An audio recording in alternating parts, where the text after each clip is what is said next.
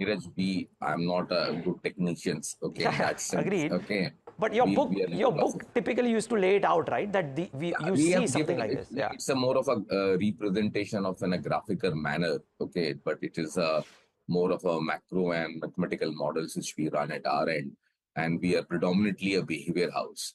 So if you ask me from a behavior perspective, a lot of early signs of disturbance is there in the market, and that's one of the reasons we believe that easy phase of bull run is over. We are in bull run, but in decisive bull run, but we are in difficult phase of bull run. Now you look at even the amount of frenzy which we are seeing in the IPOs, QIP, or any block, okay? When promoter don't see value in their own company, or they are booking profits, or they are selling, there's a queue by the best names in the world and trying to identify these stocks, and and wherever the queue is bigger, people are just standing to, because the logic is that market is moving up, there's no impact cost. I will getting without any impact cost. And these are like typically signs of worry for me. Okay. Look at the some of the IPO got listed 100% premium on the listing itself. Within a week's time, 100% returns. So this sort of move, when you come, it gives you some kind of alert that some amount of frenzy is getting built.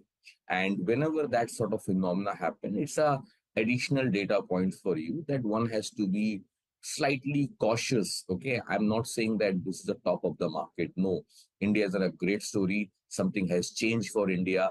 Based on our perception analytics data, we can say India P multiple will remain elevated for a longer period of time. So a lot of people who believe that P multiple for India for last 6 quarters has been high, and that's the reason market is now corrected.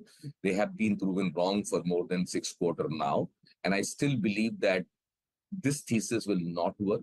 What we have to look at, don't look at data in isolation, okay? And that's the reason in our research we talk about multi-dimension approach or multivariance model, because when we talk of multi-dimension, that gives you a better perspective. Let's say example, when you're talking about valuation, I agree, has been rich for a while, but it is not absurdly rich where we need to say that we have seen a classic sign of euphoric happening in the market, which is not the case. Now if you look at in one dimension, you don't get answers. But if you, the moment you bring the second dimension of, let's say, liquidity, okay, liquidity, what was the liquidity, let's say in 2000, today in 2024, liquidity is few hundred times. What was liquidity in 2000, let's say 8 or even 2018? 2008 was the classic 7-8 Lehman crisis, post Lehman crisis.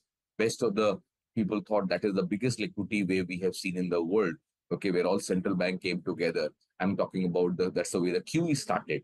But today, if you really look at the global liquidity, it is few times of 2008 also. So you cannot